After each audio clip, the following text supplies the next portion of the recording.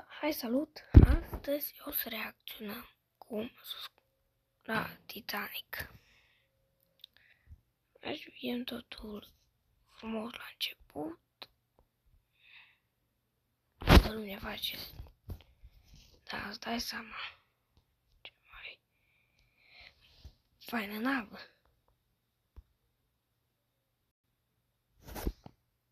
Da, nu se aude. Și i-am oponit. Vin tot felul de oameni. Frumos era la început, da? Și să dă acolo, să meargă mai tare, să reducă viteza. Și aici să bagă ăștia. Da, uitați cât era de fain atunci. Bine, pe vremea aia 1912, numai bucătași.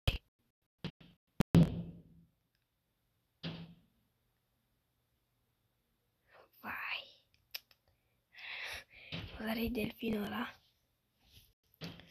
Băi, aproape să-l... Noroc că s-o baga, că nu au auzit de teama. Schitir.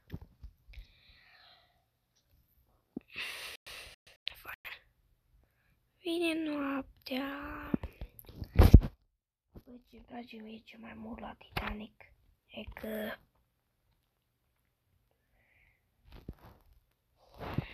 e cea mai luxoasă navă, bă.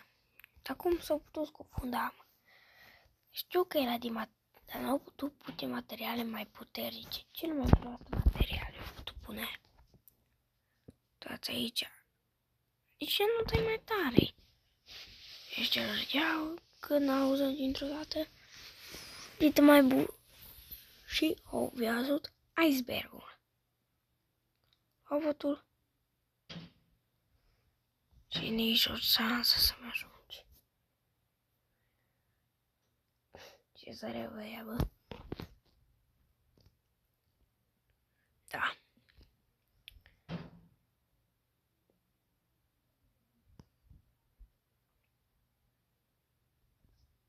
E prea târziu. Nu. Au lovit instant și l-au zgâriat apa. Uite. Uai. Uite pe frățiorii ce fug. Dar nu am putut face mai. Era o barcă la 16 kilometri. Și eu nu am putut veni să-i ajute. Stai, la un moment dat s-o ruși în două. Să vedem. Da? Capitan? Și capitanul. Aici cred că s-a rupt în două. Atâți oameni ce ține de ce puteau. Ce apucau ce puteau. De asta-i. Apa înghețată, îți dai seama. Ăsta a băut foarte multă apă la început. Cum că. Aici parcă s-a rupt. Și, nene. Bă, păcat.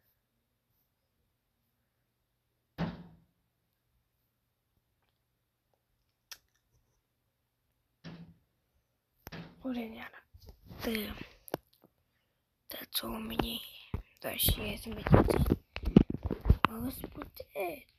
Nu voi să vă bagați, dar prea târziu. Să vă puteți să mergeți să pare prea târziu. Văzut că e pus pe 21 ianuarie. Dar prea târziu, mă. Prea. Pa.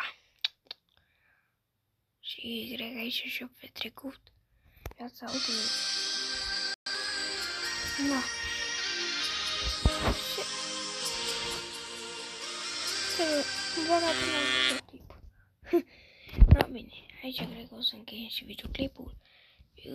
Ați văzut, mă, de niciodată.